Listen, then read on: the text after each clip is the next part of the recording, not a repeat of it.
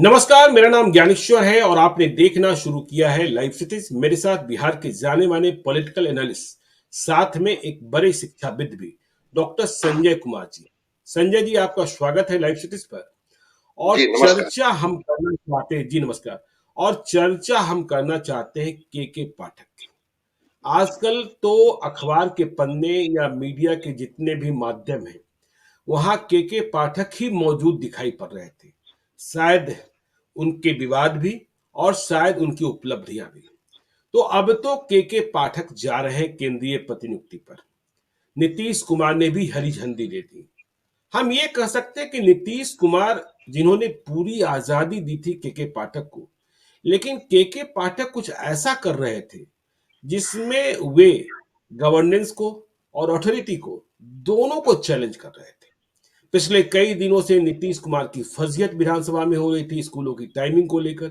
नीतीश कुमार ने कहा कि 10 से 4 यही होगा, लेकिन किस तरीके से संशोधित किया गया और किस तरीके से के पाठक ने चाल चल दी। फिर आपने यह भी देखा कि राजभवन से सीधा टकराव। के पाठक न मुख्यमंत्री को मानने को तैयार थे, न राज्यपाल को मान रहे थे, सीधे कुलपतियों की बैठक बुला रहे थे। कुलपति नहीं आए तो वेतन रोक दिया गया, एफआईआर की धमकी तक दी गई, अकाउंट फ्रीज किए गए। कुलपतियों की प्रतिष्ठा अब चाहे जितनी रही हो, यदि मैं इतिहास में जाता हूं तो इतिहास के पन्ने को पलटता हूं तो डॉक्टर श्री कृष्ण सिंह का जमाना भी मुझे याद है, जब बिहार के प्रथम मुख्यमंत्री हुआ करते थे, कि एक बार कुछ कुलपति उनके आवास पर चले गए, मुख्यमंत्री के आवास पर। कितना सम्मान था कुलपतियों का। डॉक्टर श्री कृष्ण सिंह ने खड़े होकर कहा, आप क्यों आ गए, मैं आपके घर आ, आपको यहाँ आने की जरूरत थी। तो कुलपतियों के नियोक्ता जो होते हैं राज्यपाल होते हैं, लेकिन के पाठक, यह सही है कि वे जनता के हीरो बने हुए थे। स्कूलों में पढ़ाई शुरू हो गई थी, बच्चे प्रसन्न थे और टीचर परेशान थे, जिन्हें आदत लग गई थी कि स्कूल जाओ न जाओ, महीने में चाहे जितना दिन जाओ, पूरे महीने का तनख्वाह उठाओ। तो अब तो के पाठक जा रहे हैं और नीतीश कुमार को भी आपत्ति नहीं रह गई है। मुझे लगता है कि नीतीश कुमार ने सेफ एग्जिट का रास्ता निकाल दिया है कि हाँ आप जाइए। लेकिन इसके बाद क्या होगा बिहार के स्कूलों का? फिर पुरानी पटरी पर लौट आएंगे स्कूल। शिक्षकों, जो कामचोर शिक्षक हैं, वे मौजा ही मौजा करेंगे। इन तमाम पहलुओं पर के पाठक जिस तरीके से चैलेंज कर रहे थे गवर्नेंस को, अथॉरिटी को, इन तमाम पहलुओं पर आपकी राय संजय जी? और देखिए, ठीक है, के पाठक के हम लोग दोनों पक्ष पर बात करेंगे और ठीक है, उनके जी। दोनों आयाम हैं।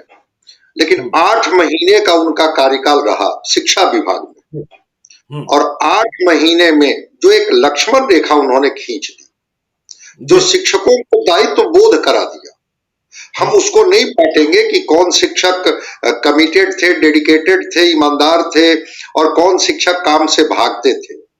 लेकिन जी। हाँ, जब परिसर में माहौल ऐसा हो जाता है कि कुछ लोगों को ही काम करना पड़ता है और कुछ लोग उसका लाभ लेकर के गायब रहते हैं, तो काम करने वाले लोगों के मन में भी कुंठा भर जाती है, मैं आखिर जी क्यों बिल्कुल। काम करूं। इन्होंने सारे शिक्षकों को एक तरह से ट्रीट करना शुरू किया। अगर शुरू के दिनों में आप देखेंगे दो चार वाकये को, जिसपे ये शिक्षक पर गुस्सा कर रहे हैं, शिक्षक को फटकार लगा रहे हैं, लेकिन इधर अगर आप इनका कुछ वीडियो देखेंगे तो उसमें के पाठक जी शिक्षकों की सराहना भी कर रहे हैं। कुछ वीडियो ऐसे भी आए थे जिसमें हेडमास्टर साहब को और शिक्षक को सबको एक जगह कर करके और ये अपना कह रहे थे कि मेरी एक सेल्फी ले लो, मेरी एक तस्वीर जारी कर दो, ये स्कूल अच्छा काम कर रहा है। जी। मैं बात वहां से शुरू करता हूं। एसीएस रैंक के अधिकारी हेडक्वार्टर से आदेश चाहे जितना जारी कर दे, हेडक्वार्टर से मॉनिटरिंग जितना कर ले, लेकिन वह जमीनी हकीकत समझने के लिए जिला और जिला के सुदूरवर्ती विद्यालयों का दौरा करने की जानकारी मुझे कम है। ठीक है, एक जिला में कभी ले गए, कभी उनको आमंत्रित किया गया, उसमें वो चीफ गेस्ट वहां बन गए, वो अलग बात है। ये आदमी आज कटिहार में है, कल पूर्णिया में है, भागलपुर में है, बांका में है, गया में है, कभी आरा में है। तो लगा कि ये आदमी के अंदर में एक जुनून, एक जज्बा है एक टास्क जी। है इनके ऊपर, जिस टास्क को पूरा करने के लिए ये पहले जमीनी हकीकत को समझ रहे हैं।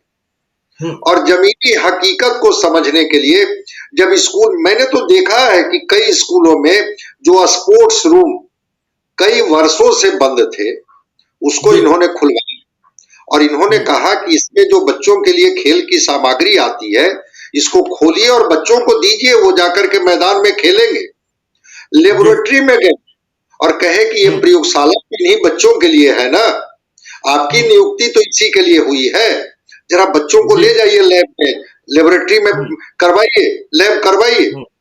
तो हम्म। अगर के पाठक जी थोड़ी सी उदंडता, जो उनके स्वभाव का एक हिस्सा मैं मानता हूं, उस फितरत है। अंदाज में बोलते थे, हाँ, जी। लेकिन अगर उनकी नीयत पर बात की जाए तो उनकी नीयत में मुझे नहीं लगता है कि उनकी नीयत में जो शिक्षा व्यवस्था बिहार की पटरी से उतर गई थी। जी। लोगों ने मान लिया था सरकारी स्कूल में बच्चे किनके जाते हैं पढ़ने। इस हम्म। सच को स्वीकार करने में हमको आपको कोई दिक्कत नहीं हो। बिल्कुल नहीं, बिल्कुल नहीं। हाँ, कि वो जो बच्चे जाते थे, कहा जाता था कि वो बच्चे जाते हैं, उनको खिचड़ी मिल जाती है और उसके बाद फिर जी। वो लौट आते। हम्म। तो primary school, middle school, high school, senior secondary school, यहाँ कॉलेज तक इन्होंने अपनी पकड़ बनाई थी और उन्होंने कहा ये बिहार के बच्चों का भविष्य का सवाल है। जब शिक्षक ही जी। परिसर में नहीं होंगे, प्रिंसिपल ही हम्म। परिसर में नहीं होंगे, तो फिर ये व्यवस्था हम्म। चलेगी कैसे। मैं एक और जी। चीज का इनके बारे में बताता हूँ। हम्म। जो 7वें चरण की नियुक्ति थी, 40,000 शिक्षकों को नियुक्त करने में उस समय भी एनडीए की सरकार थी। जी। कितने दिन लगे, हम्म। जिनकी वजह से भी हुआ। के पाठक जी ने स्पष्ट कहा कि जल्दी से शिक्षक नियुक्त कीजिए, तभी तो स्कूलों को हम शिक्षक दे पाएंगे। तो बिल्कुल। शिक्षक नियुक्ति में जो सक्रियता दिखी, उसमें हम्म। के पाठक जी के रोल को बिल्कुल आप किनारे नहीं कर सकते। हम्म। और इन्होंने जिला से नियुक्ति रिक्तियां मंगवाई कि भाई आप अपने जिले के डीओ को कहा कि जरा भेजिए रिक्तियां, किस हाई स्कूल में किस विषय के शिक्षक, किस मिडिल स्कूल में किस विषय के शिक्षक नहीं है, रिक्तियां जल्दी से भेजिए। जी। फिर वीडियो कॉन्फ्रेंसिंग के माध्यम से चीजों को ये करना। हम्म। दूसरी चीज कॉल सेंटर, अब कॉल सेंटर अब चलेगा कि नहीं चलेगा मुझे नहीं पता है, कि 9 बजे से लेकर के 6 बजे के बीच में कोई भी व्यक्ति उस कॉल सेंटर पर कॉल कर करके शिकायत दर्ज करा सकता है और तुरंत उस जी। पर कार्रवाई होती थी। पटना से आदेश जाता था संबंधित जिला को और वो जिला के जो संबंधित पदाधिकारी होते थे उनको उनका एक्शन लेना पड़ता था कि ये शिकायत वहां पहुंच गई है तो कैसे क्या करें। स्कूलों को लेकर के उन्होंने स्पष्ट निर्देश दिया था कि अब स्कूल में पुलिस भवन के रूप में स्कूल भवन का इस्तेमाल नहीं होगा। होता है ना, कैंप हम्म। के रूप में स्कूलों का इस्तेमाल कर लिया बिल्कुल। जाता था महीनों महीनों, सालों साल। सालों साल। जब भी जी। चुनाव आता था स्कूल जो है वो बंद कर दिया जाता था और वो पुलिस कैंप के रूप में वो कार्य करने लगता था। बिल्कुल। इन्होंने कहा हम्म। कि नहीं, ऐसा हम नहीं होने देंगे। ये हम्म। बीपीएससी के चेयरमैन थे अतुल प्रसाद जी, उनको जी। उन्होंने कहा शिक्षक को शिक्षक रहने दीजिए, आपके यहाँ आकर के टेबुलेशन और कॉपी चेक करने का काम आप इनसे मत करवाइए, तब हमारे स्कूल में शिक्षक पढ़ाएंगे कौन। हम्म। मतलब कि बच्चों हम्म। के प्रति, शिक्षा के प्रति, जी। क्वालिटी के प्रति एक संजीदगी तो थी। लेकिन जो दूसरा हम्म। पक्ष जो आपने सवाल किया, भाई ये हम्म। डेमोक्रेटिक व्यवस्था है और चीजें यहाँ कॉन्स्टिट्यूशन से संचालित होती है। मुख्यमंत्री जी। और शिक्षा मंत्री विभाग के हेड यही है, पॉलिटिकल एग्जीक्यूटिव यही है। और अगर बिल्कुल। मुख्यमंत्री के आदेश की आप अवहेलना करते हैं, ठीक है, हम्म। मुख्यमंत्री ने चाहे आपको जितनी छूट दे रखी हो, लेकिन मुख्यमंत्री जी। अगर आदेश जारी करते हैं कि स्कूल का समय 10 से 4 होगा और ये हम्म। आदेश वो अपने मुख्यमंत्री सचिवालय से नहीं जारी करते हैं, ये सदन में विधानसभा। बोलते हैं, हाँ, जी। विधानसभा के भीतर बोलते हैं और जी। शिक्षा मंत्री इस पर मुहर लगाते हैं कि जब मुख्यमंत्री जी ने कह दिया है कि 10 से 4 तो 10 से 4 ही होगा। इसके बिल्कुल। बाद किसने आपको अधिकृत कर दिया जो आप कहे कि नहीं हम इस आदेश को भी नहीं मानेंगे, जो 9 से 5 का मेरा आदेश है वही लागू होगा। मुख्यमंत्री की बात नहीं मानेंगे, जो बिहार विधानसभा में कहा जाएगा, आश्वासन दिया जाएगा, जो बोला जाएगा उसे नहीं मानेंगे, तो आप हैं क्या भाई? आप मुख्यमंत्री से बड़े हैं, आप राज्यपाल से बड़े हैं, यह सवाल तो पैदा हो ही गया था ना। नहीं नहीं, वही मैं आ रहा हूं। तो मुख्यमंत्री की जी, बात इन्होंने न मान करके क्या बताने की कोशिश की कि क्या अब कोई एक यहाँ डिसिप्लिन नहीं रहेगा क्या? आप हुँ, अगर ठीक है, आपको थोड़ी पीठ थपथपा दी गई थी, थोड़ी छूट दे दी गई थी, या थोड़ा सुधार के लिए आप निकले थे, जिसकी वजह से मुख्यमंत्री ने भी आपकी वाहवाही कर दी थी कि कर्तव्यनिष्ठ और जी, ईमानदार ऑफिसर है। इसका ये मतलब तो नहीं है कि आप उनके आदेश की अवहेलना कर करके आप इनडिसिप्लिनरी एक्शन करेंगे, और इसके बाद तो बिल्कुल। फिर एक्शन लेने के अलावा कोई उपाय नहीं था। दूसरी चीज, हुँ, हुँ, चांसलर जो होते हैं वो यूनिवर्सिटी के हेड हैं। कॉन्स्टिट्यूशन में जी, परिवर्तन करा दीजिए, चांसलर फिर क्यों एक्शन लेंगे? तो कोई भी जी, वाइस चांसलर को आप मीटिंग के लिए रजिस्ट्रार को, एग्जामिनेशन कंट्रोलर को बुलाते हैं, तो जी, स्वाभाविक है कि वो चांसलर से परमिशन लेंगे। कोई स्कूल का निश्चित है। टीचर अगर कोई मीटिंग में जाता है डीओ के यहाँ, वो अपने बड़े पदाधिकारी के यहाँ भी, तो हुँ, अपने प्रिंसिपल को वो बताता है, और प्रिंसिपल उनको रिलीविंग लेटर देते हैं कि हाँ, आपको हुँ, हम रिलीव करते हैं, अब जाकर के आप मीटिंग में भाग लीजिए। भाई वाइस जी, चांसलर ने अपने चांसलर से पूछा कि क्या हुँ, वो एसीएस साहब की मीटिंग में जाना मेरे लिए जरूरी है? उन्होंने कहा कि नहीं, ऐसी कोई बात तो नहीं है, आप ऑटोनोमस हुँ, बॉडी है, आप क्यों जाएंगे? और उसके बाद 28 को नहीं आए, और अगला दिन फरमान, आपका वेतन जो है वो काट लिया जाएगा, आपके वेतन पर रोक लगा दी जाएगी, फंड बंद कर दिया जाएगा, चलो इनका फंड रोक दो। ये इस तरह से चांसलर और मुख्यमंत्री, ऐसे अधिकारी जो इस जी, तरह से हो जाए, तो मैं तो कहूंगा कि कहीं ना कहीं इनके मानसिक संतुलन को लेकर के एक सवाल तो हो ही जाता है ना, कि भाई जी, क्या ये बिल्कुल। संतुलित नहीं रह गए हैं क्या? भाई हुँ, यही गुलाम गौस थे ना, जो गुलाम हुँ, गौस बोल चुके हैं कि ये सिजोफ्रेनिया से सफर कर रहे थे। हाँ, तो ये डॉक्टर अजय सिजो कुमार ने कहा। अरे अजय कुमार तो बोले ही, गुलाम गौस जो जेडीयू के ही जी, एमएलसी हैं, उन्होंने बिल्कुल, विधानसभा के अंदर में कहा कि ये विधान परिषद के सिजोफ्रेनिया से अंदर में। सफर कर रहे हैं। हाँ, जी, विधान परिषद में जी, कहा कि ये सिजोफ्रेनिया से सफर कर रहे हैं। और जी, ऐसे लोग जो मानसिक तौर पर बीमार हैं, कौन साइकेट्रिक्स इलनेस से वो सफर कर रहे थे, मैं नहीं जानता हूं, लेकिन जब सवाल होने लगे और जो इनके बिहेवियर थे, उस बिहेवियर को लेकर के तो एक चिंता थी ही ना, कि भाई बिल्कुल, ऐसा बिल्कुल। क्या है कि मुख्यमंत्री का हुँ, आदेश नहीं मान रहे हैं, गवर्नर, जी, आपको याद होगा पहले भी गवर्नर साहब के साथ इनके रिफ्ट हुए थे, और बीच हुँ, में आकर के नीतीश कुमार जी ने बीच बचाव किया था। तो जी, कौन सी ऐसी बात हो गई जिसको हुँ, लेकर के आप इतने चिंतित हो गए, इस तरह से आप एक्शन में आ गए कि आप मुख्यमंत्री की हुँ। बात की अवहेलना करने लगे? तब तो फिर जितने नहीं, अधिकारी हैं, आज़ादी देने का मतलब ये थोड़ी होता है कि आप बिल्कुल अवहेलना ही करें, आप माने ही नहीं, सिस्टम को ही तोड़ दें, डेमोक्रेटिक सिस्टम ही खत्म हो जाए। आप पहली बार छुट्टी पर गए तो ऐसा बनाकर गए थे कि आप लौटेंगे ही नहीं लौटेंगे। मुख्यमंत्री ने आपको मनाया कि नहीं, आपको हम काम करने की छूट देते हैं, लेकिन इसका आशय ये तो नहीं कि आप बिल्कुल लोकतांत्रिक व्यवस्था जो एग्जीक्यूटिव सिस्टम है, उसे ही ध्वस्त कर दें। और जब के पाठक ध्वस्त करते तो फिर दूसरे आईएएस, दूसरे आईपीएस ठीक इसी तरीके से काम कर रहे होते, तो फिर बचता ही क्या?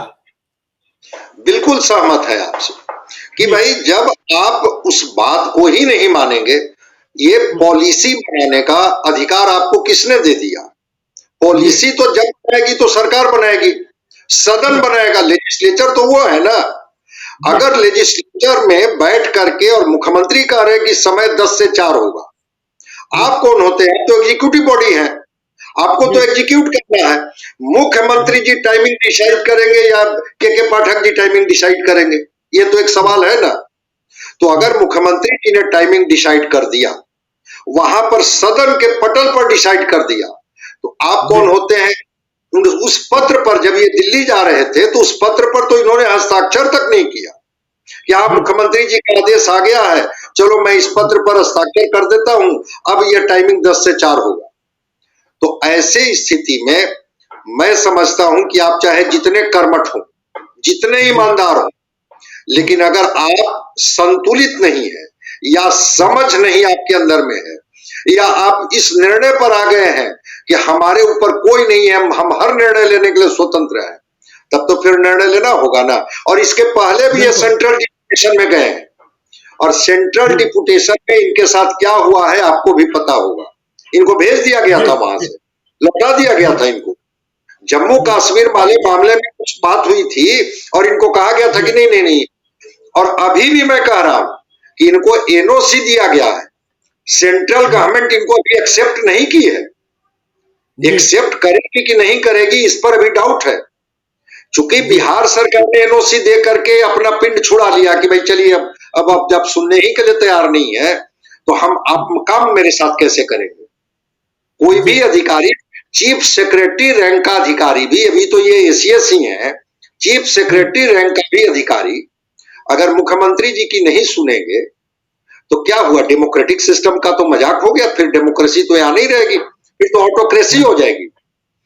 क्या बिहार में ऑटोक्रेसी तो नहीं है, यहां तो डेमोक्रेसी है। डेमोक्रेसी में पूरे पावर सन्निहित है मुख्यमंत्री जी में, तो आप एग्जीक्यूटिव बॉडी है और एग्जीक्यूट करने का अधिकार है, लेकिन नीतिगत निर्णय अगर कोई सरकार ले रही थी, चाहे वो मुख्यमंत्री ले, चाहे वो संविधान ने अधिकृत कर दिया है चांसलर ले, गवर्नर साहब ने, उस निर्णय में आपको इंटरफेयर करने का अधिकार अगर किसी ने दिया है तो आप बता दीजिए कि हाँ हम इस अधिकार से वो कर रहे थे।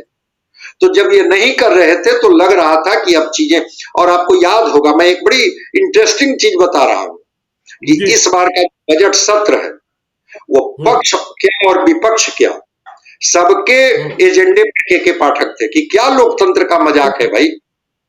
सबके एजेंडे पर भाजपा के कई एमएलसी खड़ा होकर के, एमएलए खड़ा होकर के उनके टारगेट में पाठक जी थे कि क्या भाई अब पाठक जी बिहार चलाएंगे या नीतीश कुमार जी बिहार चलाएंगे, कौन चलाएंगे। नीतीश कुमार बचाव, अकेले नीतीश कुमार बचाव कर रहे थे क्योंकि नीतीश कुमार को लग रहा था कि सुधार हो रहा है, जनता के हीरो बने हुए, लेकिन अब तो वे नीतीश कुमार की भी नहीं सुन रहे थे। और आपको याद होगा कि जब महागठबंधन की सरकार थी, राजभवन से विवाद हुआ था, तब भी नीतीश कुमार ने इन्हें बचाया था, लेकिन इस बार बिल्कुल ही मानने को तैयार नहीं थे नीतीश कुमार की बात भी।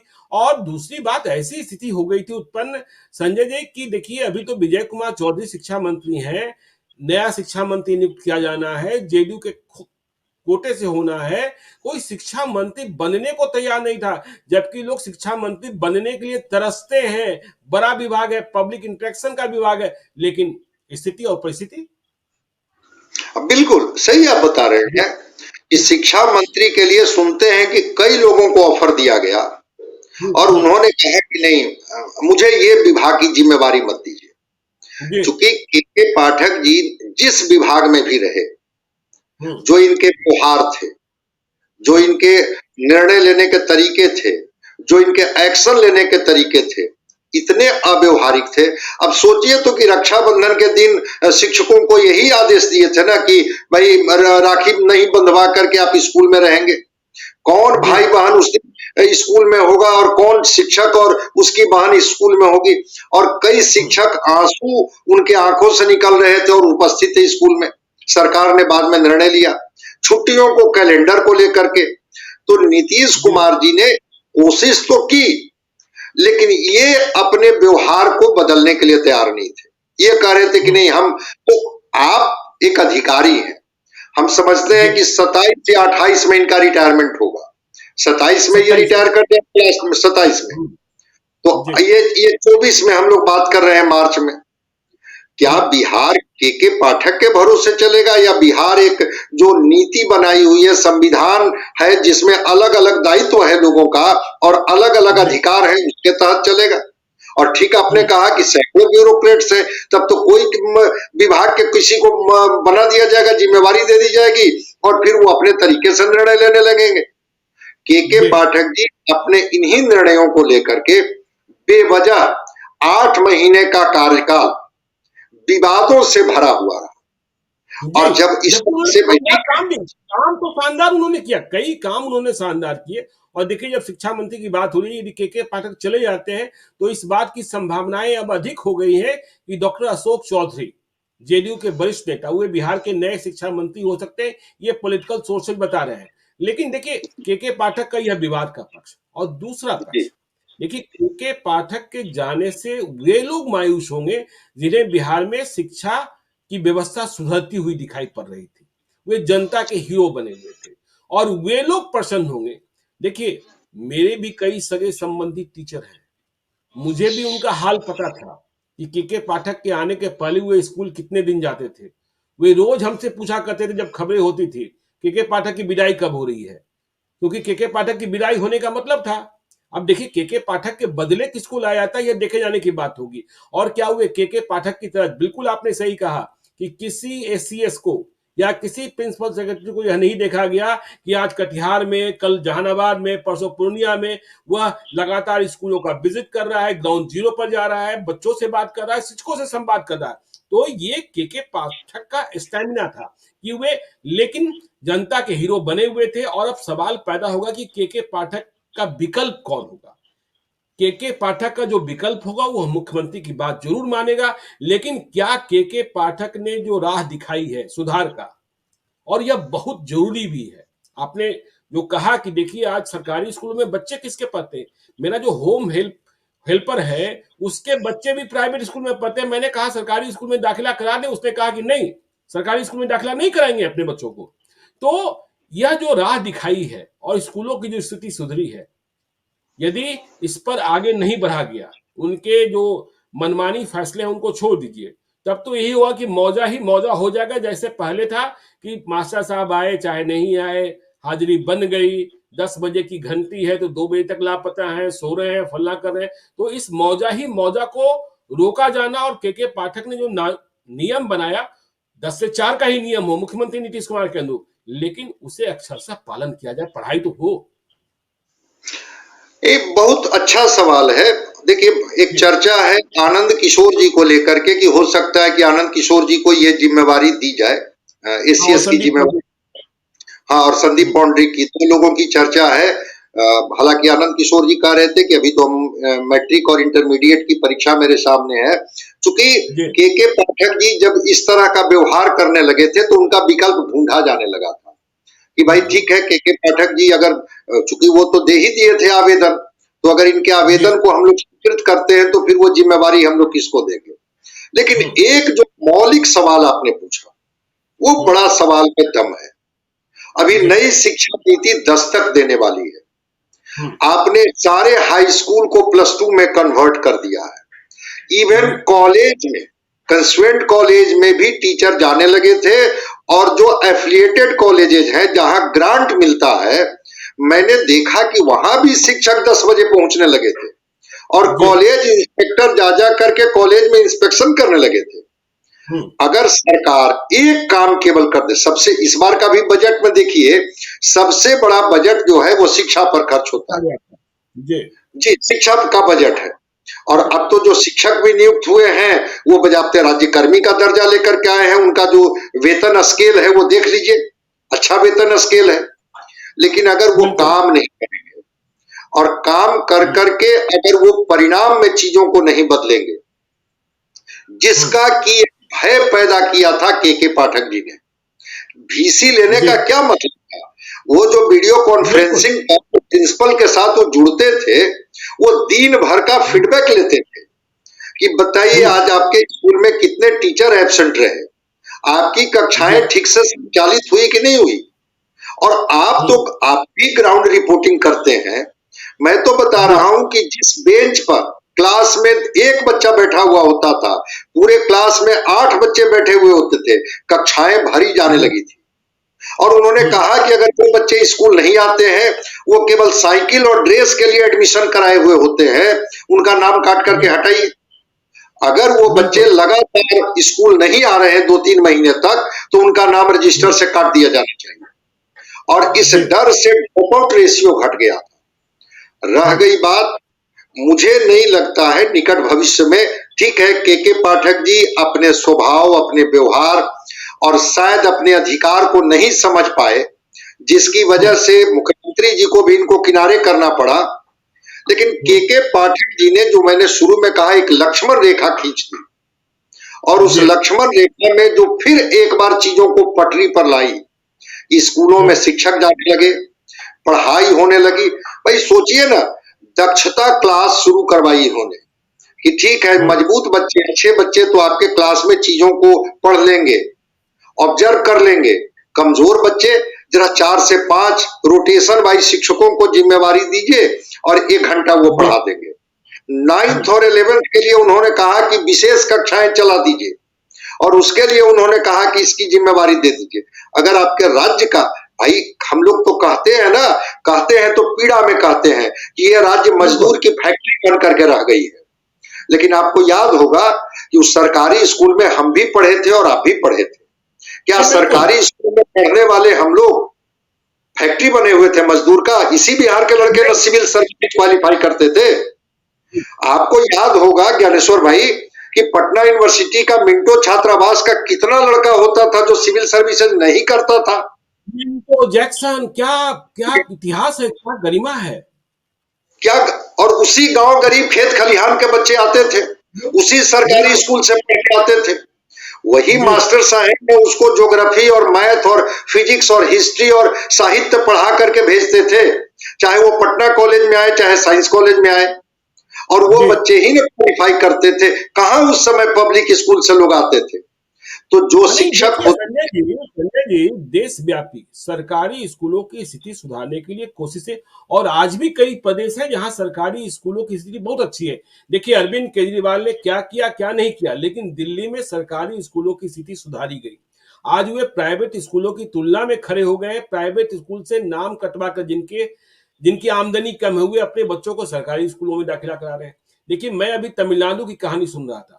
स्टालिन क्या करते हैं, क्या बोलते हैं, मुझे इससे मतलब नहीं है। लेकिन हमने ये सुना कि वे कह रहे हैं कि देखो भाई, हमारे मेडिकल कॉलेजेस को नीट से बाहर करो।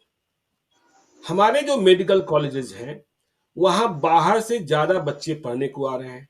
हम ये चाहते हैं कि हमारे जो सरकारी स्कूल के टॉपर्स हैं, यदि हम नीट से बाहर हो जाए तो उनके लिए ही हम व्यवस्था कर दें कि जो सरकारी स्कूल का बच्चा टॉपर होगा अपने स्कूल का, उसे फ्री में मेडिकल पढ़ाएंगे। सोचिए कैसी प्रतियोगिता छिड़ेगी। और हमारे बिल्कुल। सरकारी स्कूलों का क्या हाल, जी हमारे सरकारी स्कूलों का क्या हाल है? कि हमारे बच्चे, यदि उन्होंने यह कहा आप कोटा चले जाइए, दाखिला बिहार में है सरकारी स्कूलों में। मैंने तो एक मुकदमा लड़ा एक बड़े कोचिंग संस्थान से, क्योंकि उन्होंने कहा कि देखिए यह लड़की मेरे यहाँ पढ़ रही थी, ऑल इंडिया रैंक 1 हुई, और यहाँ बिहार विद्यालय परीक्षा समिति कह रहा था यह मेरी छात्रा है और नियमित कक्षाओं की छात्रा है।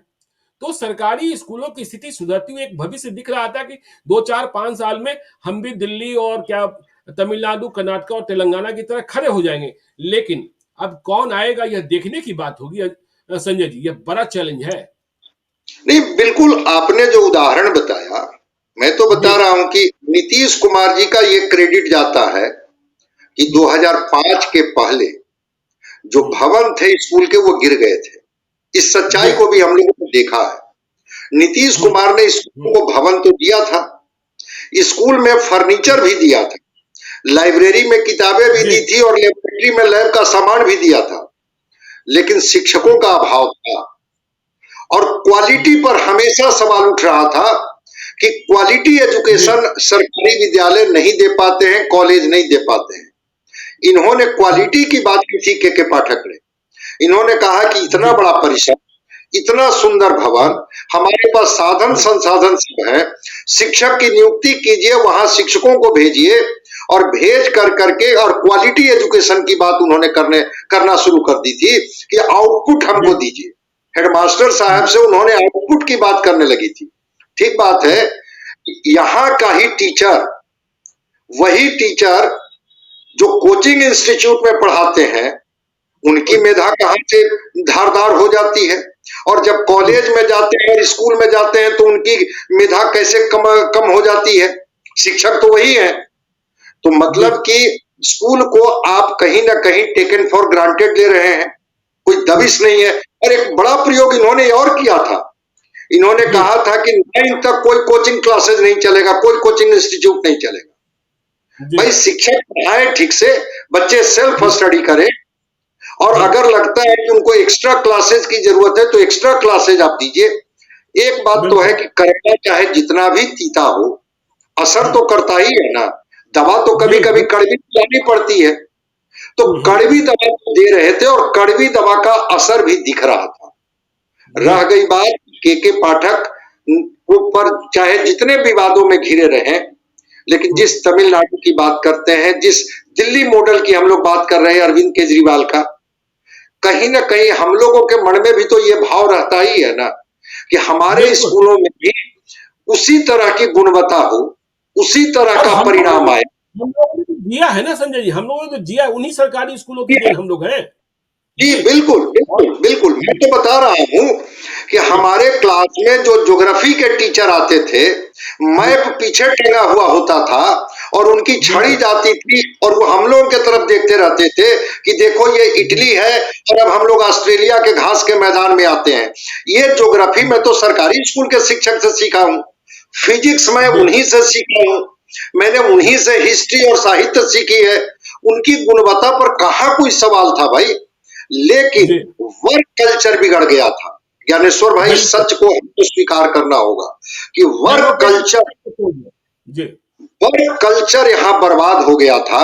और जी, जब वर्क कल्चर बर्बाद हुआ था तो के पाठक जैसे अधिकारी की जरूरत थी वर्क कल्चर को लाने के लिए। इस उनकी चाहे जितनी भर्त्सना की जाए, जितनी जी, उनकी निंदा की जाए, लेकिन एक जी, वर्क कल्चर को उन्होंने डेवलप किया स्कूलों में, कॉलेजेस में, कि भाई आप पैसा लेते हैं तो आपको काम जी, करनी होगी, काम जी, करके आपको परिणाम देनी होगी। और हेडमास्टर जी, साहब को कहा कि आप केवल प्रिंसिपल इसलिए नहीं है कि आप सिग्नेटरी हैं, आप प्रिंसिपल इसलिए हैं कि आप हमको रिपोर्ट कीजिए कि गड़बड़ियां जी, कहाँ हो रही है। और ये जगह जगह जा करके इन्होंने अपने से ग्राउंड रियलिटी कर करके मैंने कई जगह पीठ थपथपाते हुए देखी। तो ये बात बिल्कुल। तो सही है कि इन्होंने कॉलेज, अब कॉलेज में आपको याद होगा कि हायर एजुकेशन जिस तरह से कोलैप्स किया, पटना यूनिवर्सिटी जी, में हिस्ट्री जैसा डिपार्टमेंट जिसको ईस्ट का ऑक्सफोर्ड कहा जाता था, एक टीचर, इकोनॉमिक्स में पता कर हुँ, लीजिए। अब सोचिए ना कि सारे टीचर जो हैं वो उनको बुलाया जाता है, वो कॉन्ट्रैक्ट पर हैं, जो विजिटर टीचर हैं वो क्लास लेते हैं और चले जाते हैं।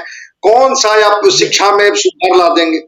तो हमको तो जी, स्टालिन की सराहना करनी पड़ेगी। जो स्टालिन कह बिल्कुल, रहे हैं कि बिल्कुल। भाई हमारा जो टॉपर होगा उसको हम फ्री मेडिकल एजुकेशन देंगे, स्वाभाविक है कि वो जी, राज्य तो आगे बढ़ेगा। एक राज्य के जी, ईमानदार नागरिक के तौर पर तो हम लोगों को ये बात बोलनी पड़ेगी कि वर्क कल्चर के पाठक ने लाया बिहार में। ठीक है, जी, शिक्षकों के सवाल पर भी हम लोग उनके साथ रहेंगे कि शिक्षक, आप उनके साथ एक वर्कर की तरह व्यवहार नहीं कर सकते हैं, क्योंकि हाँ, वो मन शिक्षक से भी शिक्षक होते हैं, जी, मस्तिष्क से भी जी, शिक्षक होते हैं। जी, जी, जी, शिक्षक अगर जब तक मूड में नहीं होंगे, हुँ, आपको याद होगा हमारे समय में भी कुछ शिक्षक 5 मिनट कभी कभी लेट आ जाते थे, तो जी, क्लास में 20 मिनट और पढ़ा के जाते थे कि देखो आज बिल्कुल, देर हो बिल्कुल। गई, आज हुँ, तुम लोग बड़ा पढ़ लो, आज बड़ा हम पढ़ाने के मूड में हैं, हम 20 मिनट और पढ़ा देते हैं। जी, और अगले दिन, तो ये जो अंदर का भाव था, अगर हुँ, आप हुँ, शिक्षक पर डंडा चलाएंगे, शिक्षक के लिए आप शब्द का प्रयोग करेंगे, शिक्षक के लिए कहेंगे कि उसको बुलवाओ इतने बजे और पहले झाड़ू बुहारू लगवाओ और तब ये काम करवाओ, अगर इस तरह से करेंगे, मस्तिष्क से तो वो विद्यालय परिसर में होगा, लेकिन मन से और दिल से वो शिक्षक नहीं रह पाएगा। वो कहीं ना कहीं से सही अपमानित महसूस करेगा। क्योंकि इस जी, पेशे में ही जो लोग आता है ना, आज जी, भी समाज में अगर एक वर्ग को सम्मान है तो वो शिक्षक को है। शिक्षक को जी, लोग आप ही कहते हैं, तुम कह करके संबोधित करने की परंपरा इतनी गिरावट के बाद भी हमारे समाज में शिक्षकों के लिए नहीं है, चाहे वो प्राइमरी स्कूल के शिक्षक क्यों ना हो। जी, तो जी, वो शिक्षकों को जब आप इस तरह से करने लगे व्यवहार, यहां पर सवाल उठा और उस सवाल पर मैं भी मुखर होकर के विरोध किया। लेकिन जो जी, वर्क कल्चर लाया के पाठक जी ने, कि जो हुँ, पटरी पर से चीजें उतर गई थी, अब शिक्षक वही शिक्षक जो कल तक स्कूल नहीं पहुंच पाते थे समय पर, अब वही शिक्षक कैसे 9 बजे परिसर में जाने लगे। वही बिल्कुल, शिक्षक कैसे वो कहने लगे कि नहीं ठीक है, हम तो 9:30 बजे आकर के हमारी एंट्री हो गई थी, 2 मिनट 5 मिनट हम लेट हो गए थे। एक वर्क कल्चर इन्होंने लाया, पढ़ाई की गुणवत्ता सुधारी, क्लासेज में बच्चे भरने लगे थे और परिणाम दिखने लगा था। जिसको कहते हैं ना गुंजार होना, स्कूल परिसर फिर गुंजार होने लगा था। खेल के गुलज़ार मैदान हो में गया। क्रिकेट दिखने लगे थे और लाइब्रेरी और लेबोरेटरी में बच्चे जाने लगे थे। ये वर्क कल्चर तो के पाठक जी ने लाया 8 महीने में। हम लोग तो के पाठक जी कल रहे नहीं रहे, लेकिन जब कार्यकाल की चर्चा होगी तो के पाठक जी के बिल्कुल, 8 महीने के कार्यकाल की भी चर्चा होगी। जी, बिल्कुल, निश्चित तौर पर कार्यकाल की चर्चा होगी और अब देखना ये है कि के पाठक के बाद कौन शिक्षा विभाग में अपर मुख्य सचिव बनते हैं और के पाठक ने जो व्यवस्था सुधारी, शिक्षकों को स्कूल में समय पर आना पड़ा और छात्र खुश हुए कि पढ़ाई हो रही है, अभिभावक खुश हुए, जनता का हीरो बने के पाठक। तो आगे क्या होता है, इस पर भी हम चर्चा करते रहेंगे बिहार की बात में। तो आज आप हमारे साथ जुड़े, संजय जी आपका धन्यवाद और अपने दर्शकों से हम कहते हैं कि के पाठक को लेकर जो भी आपकी प्रतिक्रिया है कमेंट बॉक्स में जरूर लिखें और इससे यह समझ में आएगा कि उन्हें कितना समर्थन मिल रहा था, कितना विरोध मिल रहा था। और जिन दर्शकों ने अब तक लाइव सिटी को सब्सक्राइब नहीं किया यूट्यूब पर, वो जरूर कर लें और यदि इस वीडियो को आप फेसबुक पेज के माध्यम से देखें तो पेज को लाइक करें, ट्विटर पर हमें फॉलो करें। धन्यवाद।